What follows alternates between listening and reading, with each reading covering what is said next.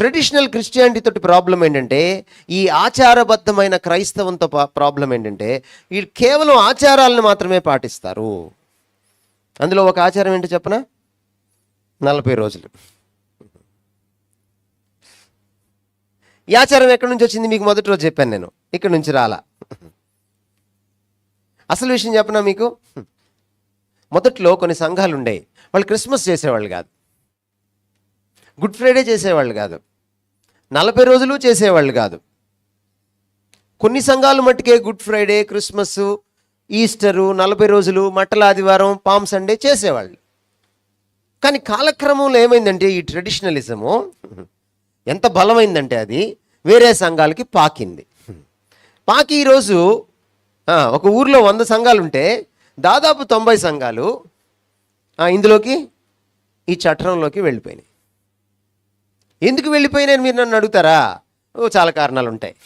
మనోళ్ళు అక్కడికి వెళ్ళిపోతారేమో అని అదొక కారణం కావచ్చు, లేకపోతే మనము పెడితే ఏం పోయే అని ఒక కారణం కావచ్చు. బాగానే ఉంది కదా, 40 రోజులు ఉపవాసం ఉంటే మంచిదే కదా అని పెడితే అదొక కారణం కావచ్చు. కానీ లోతుకెళ్తుందా అది అనేది ప్రశ్న. దాదాపు 4వ శతాబ్దం నుంచి ఇప్పటిదాకా ఈ 40 రోజులు మీకు చెప్పాను నేను. 4వ శతాబ్దం అంటే 400 సంవత్సరాలు తీసేస్తే 2000లో 1600 సంవత్సరాల నుంచి ఈ 40 రోజుల లెంట్ జరుగుతుంది. మార్పు ఏమైనా వచ్చిందా? ఈ 40 రోజుల్లో ఏమైనా మీరు రూపాంతరం చెందినటువంటి క్రైస్తవులుగా ఏమైనా మారుతున్నారా? 41కి వచ్చేటప్పటికి. పోయిన ఏడాదండి మా అబ్బాయి చాలా భయంకరంగా తిరుగుతుండేవాడండి. కానీ మొన్న 40 రోజుల్లో మా అబ్బాయి ఒక్కసారిగా మారిపోయాడండి.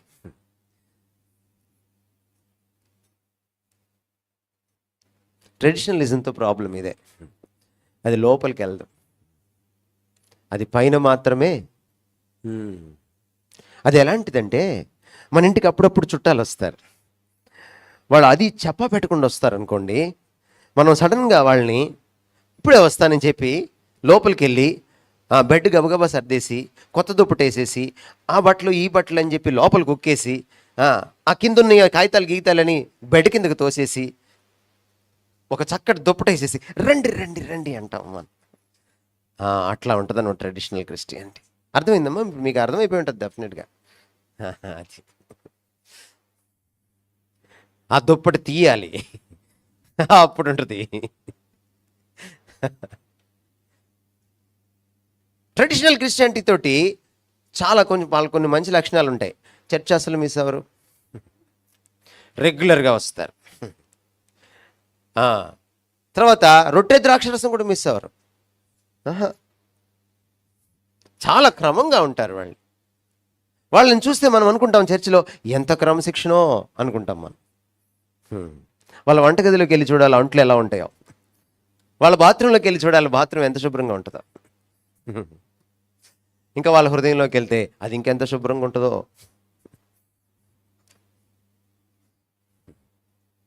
క్రైస్తవము పైన పటారం కాదు. యేసుప్రభు ఎక్కడికి వస్తానన్నాడు? ఎక్కడికి వస్తా అన్నాడు? హృదయంలోకి వస్తా అన్నాడు. ఎందుకు హృదయంలోకి వస్తా అన్నాడు ఆయన? అసలు హృదయంలోనే అన్ని తిష్ట వేసుకొని కూర్చున్నాయి. లోకమంతా వచ్చి హృదయంలో తిష్ట వేసుకొని కూర్చుంది. అందుకని ఆయన హృదయంలోకి వస్తానన్నాడు, ఆ హృదయాన్ని శుభ్రం చేయడానికి. నిజంగా ఆయన హృదయంలోకి వస్తే అప్పుడు ట్రెడిషనలిజంలోంచి బయటకు వస్తాం. అది మారు మనసు అంటే. ఒక నిజమైన క్రైస్తవుడు, క్రైస్తవురాలు పాస్టర్ గారి కోసం బ్రతకదు, సంఘస్థుల కోసం బ్రతకరు, రహస్యంలో కూడా క్రీస్తు కోసమే బ్రతుకుతారు. వాళ్ళ క్రైస్తవం ఎక్కడి నుంచి వస్తుంది? దిల్సే, లోపల నుంచి వస్తుంది. వాళ్ళు 40 రోజుల్లో ఎలా ఉంటారో 41వ రోజు కూడా అలాగే ఉంటారు. వాళ్ళు ఆదివారం ఎలా ఉంటారో మంగళవారం కూడా అలాగే ఉంటారు. వాళ్ళు కరోనాలో చర్చికి రాలేకపోయినా వాళ్ళు దేవునితోటే ఉంటారు. ఎందుకంటే వాళ్ళకి ఇక్కడి నుంచి కనెక్షన్ ఆయనతోటి.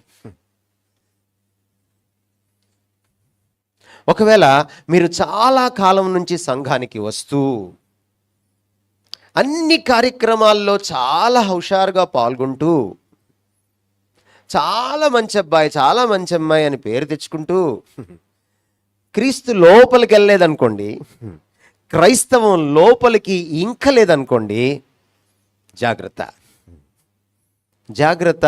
రేపు ప్రభు వచ్చినప్పుడు మీరెవరో నాకు తెలియదు అంటాడు ఆయన. Take care.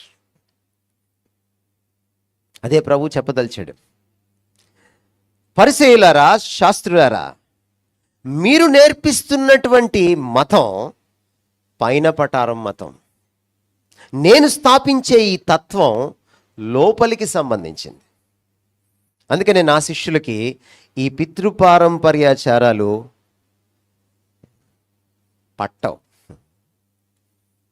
నెక్స్ట్ పాయింట్లోకి వెళ్ళక ముందు ఒక ప్రశ్న అడగాలి మిమ్మల్ని. ఏమిటంటే, ఈ ఆచారాలు సరే, క్రైస్తవ ఆచారాలు సరే, అన్ని ఆచారాలు కూడా పాటిస్తున్నారా? పెళ్ళప్పుడు, పేరంటం అప్పుడు, ఏమండి, పోయినప్పుడు, ఎవరైనా పోయిన తర్వాత కొన్ని కార్యక్రమాలు ఉంటాయి. ఇవేవి పాటించను నేను అనే క్రైస్తవుడు ఎవరైనా చేతులు ఎత్తారండి? స్త్రీ ఆర్ పురుష్? Praise the lord, praise the lord. ఇందాకెవరు నేను పొద్దున అడుగుతుంటే వెనక ఎవరో పాష గారు ఎత్తారంట చెయ్యి. 2-3కి అమ్మాయిని ఇస్తారా, పిల్లని ఇస్తారా అంటే ఆయనకి నేను చాలా థ్యాంక్స్ చెప్పాను. ఆయన ఎత్తారని తెలియదు నాకు. ఇక్కడ లేరు కానీ అక్కడ ఉన్నాడు ఒక ఆయన, దేవునికి స్తోత్రం. అక్కడ ఉన్నారు ఒక ఇద్దరు. ఆచారాలతో జాగ్రత్త. మా అమ్మగారి ఫ్యూనరల్లో నేను ఒక మాట చెప్పాను. చర్చ్ అంతా నిండిపోయింది, బయట కూర్చున్నారు. నా స్నేహితులు, నా బంధుమిత్రులు అంతా వచ్చారు నన్ను ఆదరించడానికి. మా కాలేజ్ ప్రిన్సిపల్ గారు కూడా వచ్చారు. నేను ఒక మాట చెప్పాను. నేనేమన్నానంటే, ఇదే ఆఖరి మీటింగ్, ఇక్కడి నుంచి బరియల్ గ్రౌండ్కి వెళ్తాం. బరియల్ గ్రౌండ్కి వెళ్ళిన తర్వాత ఆమెను భూస్థాపితం చేస్తాం.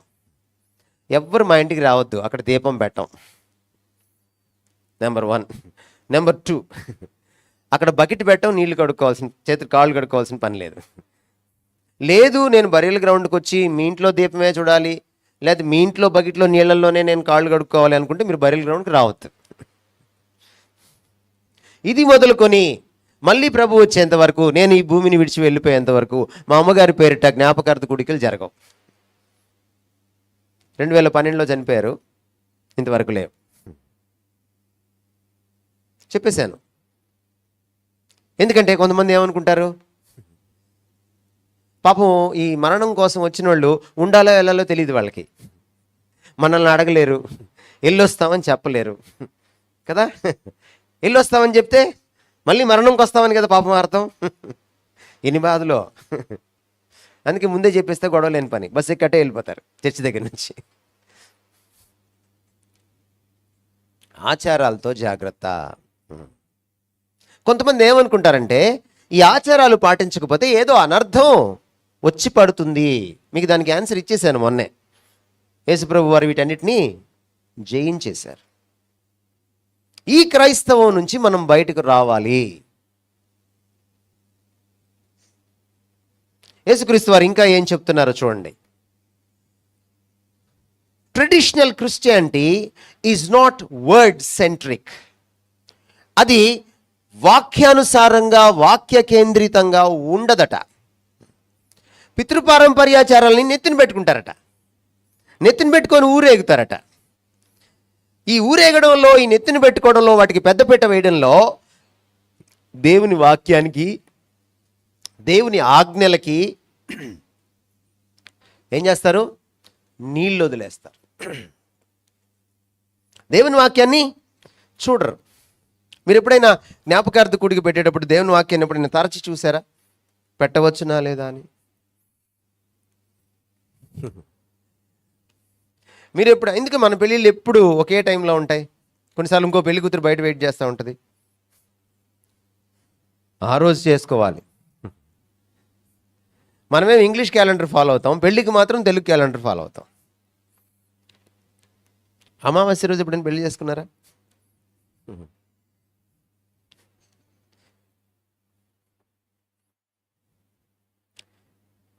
ఈ ఆచారాల కోసమట మనం ఏం చేస్తాము? యేసుప్రభు వారు ఏమంటున్నారు? మీరు దేవుని ఆజ్ఞల్ని నిరర్థకం చేస్తారు, దేవుని వాక్యానికి విలువ లేకుండా చేస్తారు. మీరు ఇక్కడ ఏం చేస్తారు? పాస్టర్ గారు మాట్లాడుతుంటే ముసుకేసుకొని, ఇంకా మనకి మించిన వాళ్ళు లేరు, ఎంత భక్తిపరులుగా వింటారో, మళ్ళీ బయటికి వెళ్ళి అవి చేస్తుంటారు. నేను క్యాథలిక్ కాలేజీలో పనిచేసేటప్పుడు క్యాంటీన్కి వెళ్ళాం టీ తాగుదామని, మా స్టాఫ్ అందరం కలిసి ఇంటర్వెల్ టైంలో. మొత్తం ఒక డజన్ మంది ఉంటాం మేము మాట్లాడుకుంటూ ఉంటే ఆ క్యాంటీన్ నడిపే ఆవిడ ఓ ప్రశ్న అడిగింది మమ్మల్ని. అయ్యా, మొన్న ఈ మధ్య మా అపార్ట్మెంట్లో మీ వాళ్ళ పెళ్ళి ఒకటి జరిగింది. అవునమ్మా. ఆ పెళ్ళిలో అన్నీ మా ఆచారాలే ఉన్నాయ్యా, పటం ఒక్కటే యేసుప్రభుది ఉందంది. ఒక హైందవురాలు అడిగిన ప్రశ్న, అన్నీ మా ఆచారాలే ఉన్నాయ్యా, పటం ఒక్కటే యేసుప్రభు వారిది ఉంది అని ఆవిడ ఒక అద్భుతమైన ప్రశ్న వేసింది మమ్మల్ని. మీకు మాకు ఏంటి తేడా అంది. ఏంటి తేడా? పటమే.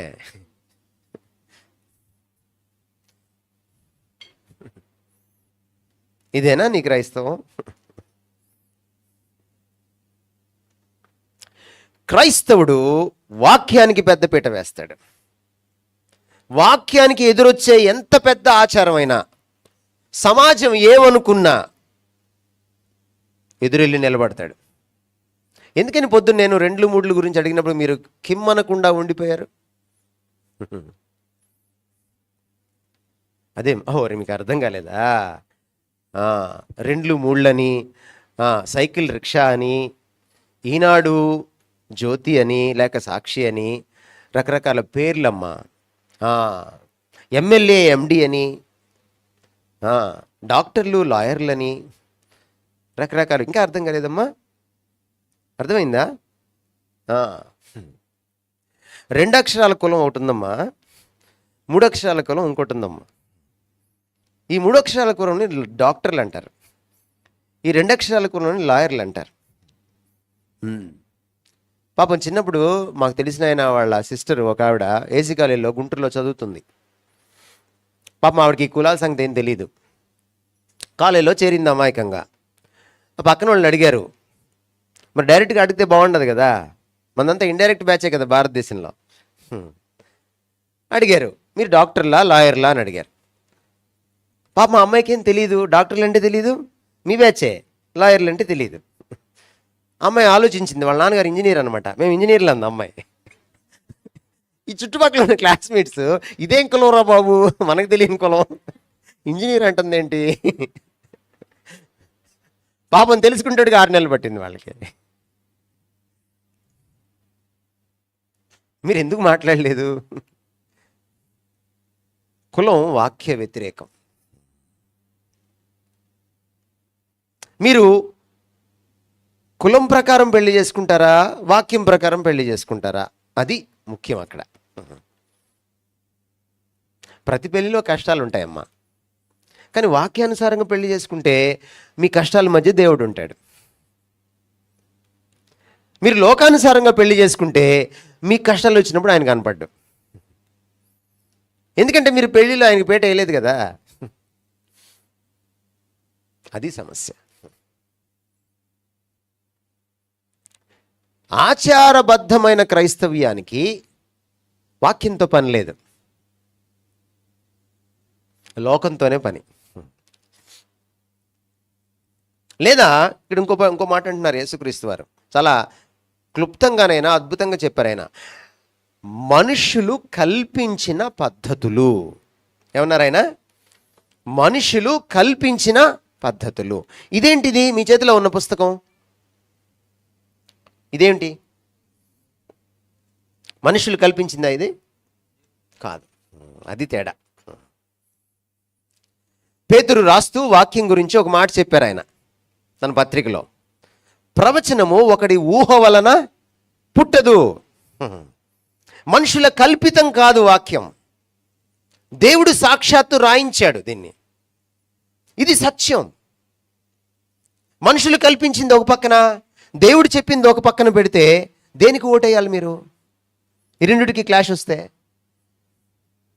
క్లాష్ రానంత వరకు ఓకే, క్లాష్ వచ్చింది అనుకోండి దేనికి ఇవ్వాలి మీరు? బైబిల్లో మాట ఉంది, దేవుని చిత్తమును జరిగించువాడు నిరంతరము నిలుచును. మీరు దేవుని వాక్యాన్ని పక్కన పెట్టి మనుషులు కల్పించిన పద్ధతుల వెంట పోతే మీరు కొట్టుకుపోతారు. ఇక్కడే కాదు, ఈ లోకంలోనే కాదు, రేపు ఆ లోకంలో కూడా మీరు కనపడరు. అది కదా ప్రాబ్లం.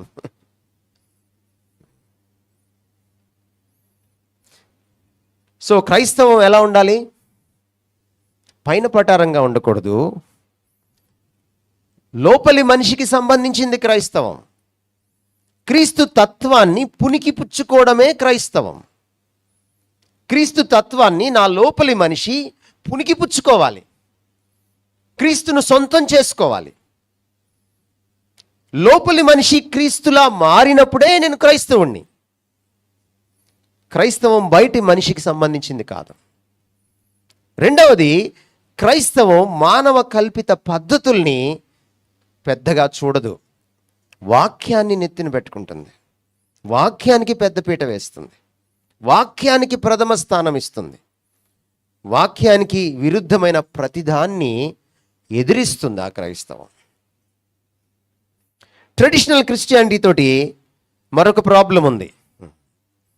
అదేంటంటే traditional Christians are men pleasers.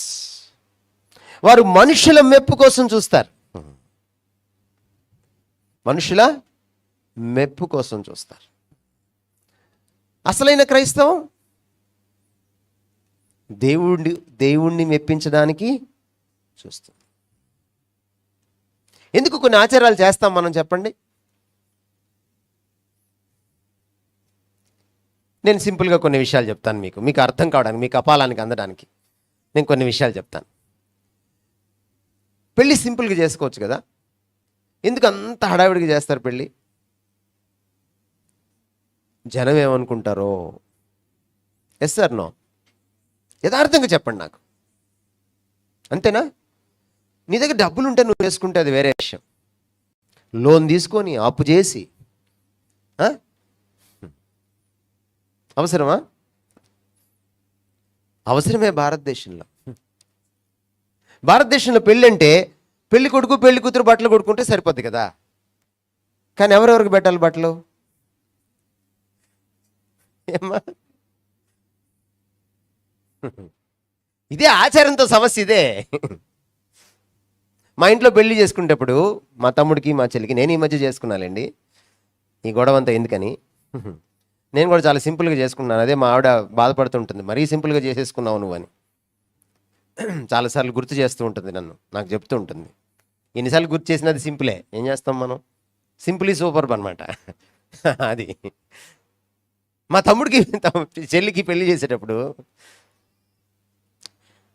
నేను కరాఖండికి చెప్పేశాను మా వాళ్ళందరికీ, నేను ఈ సంప్రదాయాలేమీ పాటించను.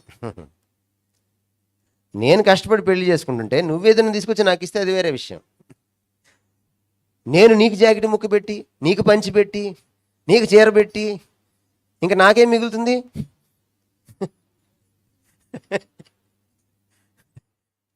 ఎక్కడిది ఈ ఆచారం?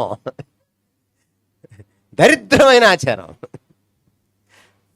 అందుకనే మీరు పాశ్చాత్య దేశాలకు వెళ్తే వాళ్ళు పెళ్లి కొడుకు పెళ్లి కూతురు కూడా డ్రెస్ కుట్టించుకోరు, సూట్ అతికి తెచ్చుకుంటారు. ఇక్కడ చాలామంది కూర్చున్నారు కదా పెళ్ళైన వాళ్ళు, మీరు సూట్ కుట్టించుకొని ఉంటారు పెళ్ళికి. ఆ తర్వాత ఎన్నిసార్లు వేసుకున్నారు చెప్పండి దాన్ని? ఆ మాత్రం మేళానికి అంత ఖర్చు పెట్టి సూట్ కుట్టించుకోవాలా? అందులో ఎప్పుడు చేసుకుంటారు? మీరు సాయంత్రం చేసుకుంటే పర్లేదు,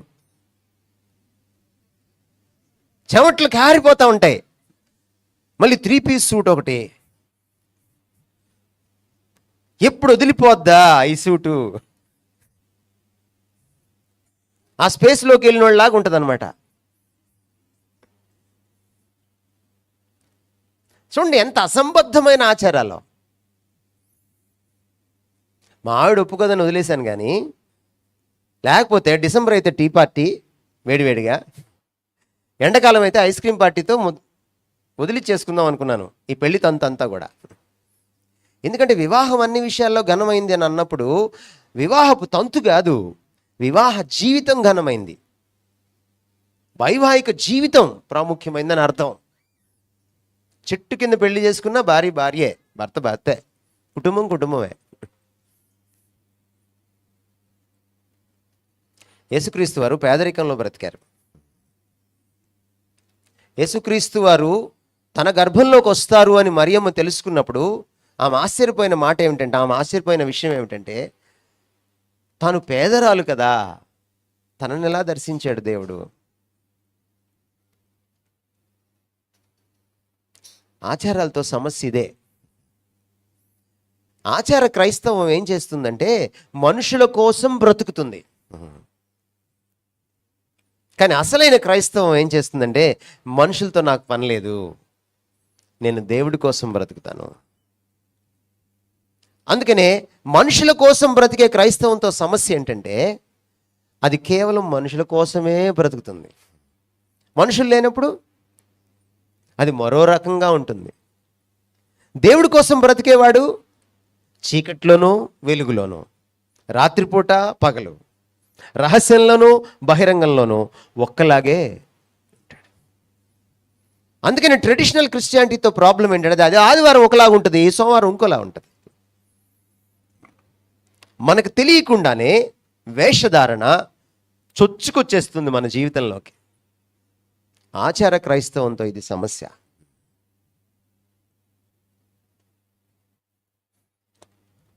మీకు ఇంకా ఏం చెప్పను, ఈ మధ్య ఒక ఆచారం మన సంఘాల్లో, ప్రతి సంఘం బహిరంగ సభ పెడుతుంది. మరి మీ సంఘం నాకు తెలియదు. సంఘ వార్షికోత్సవం రోజున చర్చి యానివర్సరీ ఉంటుంది కదా, బహిరంగ సభ పెడతారు.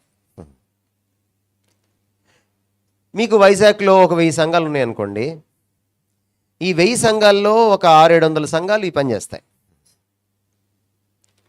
బహిరంగ సభ పెట్టినప్పుడు ఎందుకు పెడుతున్నావు బహిరంగ సభ? బహిరంగ సువార్త కోసం. పేరు కూడా అదే ఉంటుంది, క్రీస్తు రక్షణ సువార్త, స్వస్థత సువార్త సభలు, ఇలా చాలా అద్భుతంగా సువార్త మహాసభలు అద్భుతంగా పెడతారు. మీరు రండి, వినండి, రక్షణ పొందండి అని మళ్ళీ క్రిస్టియన్స్నే పిలుస్తారు. మరి 52 ఆదివారాలు ఏం చేసావు? చెప్పలా సువార్త? ఇది ఆచారంతో సమస్య. ఆచార క్రైస్తవంతో మరొక సమస్య ఇదే. ఏమిటంటే అది యు బికమ్ మెకానికల్, యంత్రంలా మారిపోతావు నువ్వు. ఇది పెట్టావు, ఆలోచన పెట్టావు. నేను మీకు మొన్న చదివించాను కీర్తనల గ్రంథం 32:8 వచనం, బుద్ధి లేని కంచరగాడిదల వలనైను గుర్రముల వలనైను ఉండకుడి. అరే నేను ఎందుకు పెడుతున్నాను బహిరంగ సభ? బయట వారికి సువార్త చెప్పాలి కదా. బయట వారు నా సభకు రానప్పుడు నేను ఎందుకు పెడుతున్నట్టు? అమ్మా పెట్టకపోతే ఎట్లా సార్, అందరూ పెడుతున్నారు కదా. ఇది కాపీ క్యాట్ క్రిస్టియానిటీ. అలా ఎన్ని ఆచారాలు మనలో ఉన్నాయి ఈ రోజున, ఎన్ని ఆచారాలు ఉన్నాయి మనలో ఈ రోజున. కానీ కించిత్ ఆలోచిస్తామా మనం? ఆలోచించాం. ఎవరో ఏదో టైటిల్ పెడతారు, అదే టైటిల్ మనం తెచ్చుకుంటాం. ఆ టైటిల్ని పాటిస్తామా? నేను మిమ్మల్ని అడిగాను రాగానే, ఎంతమంది ఉపవాసం ఉన్నారు అని అడిగానా? ఎత్తారా చెయ్యి? నాకు తెలిసి కరెక్ట్గా 6 ఎత్తారు చెయ్యి. ఎంతమంది ఉన్నారు ఈ హాల్లో? అంటే ఎంత పర్సంటేజీ? మీరు హెడ్డింగ్ ఏం పెట్టారు? పెట్టారా? ఇదే ఆచార క్రైస్తవం అంటే. సారీ, డైరెక్ట్గానే మాట్లాడుతున్నాను, ఏమనుకోకండి. నేను ఏ సంఘానికి వెళ్ళినా మళ్ళీ వెళ్ళకూడదు, నన్ను పిలవపోయినా పర్లేదు అనుకొని వెళ్తాను అనమాట. కాబట్టి నాకేం ఇబ్బంది ఉండదు. పాపం మీరు చాలా పెద్ద మనుషులు, మీరు అలాంటి వాళ్ళు కాదని తెలుసు నాకు, మంచివాళ్ళు. అయినా కూడా నిజం చెప్పాలి, తప్పదు, నిర్మోహమాటంగా చెప్పాలి వాక్యాన్ని. మీరు దాన్ని పాటించలేదనుకో, మీరేం చేయాలి? హెడ్డింగ్ మార్చాలి.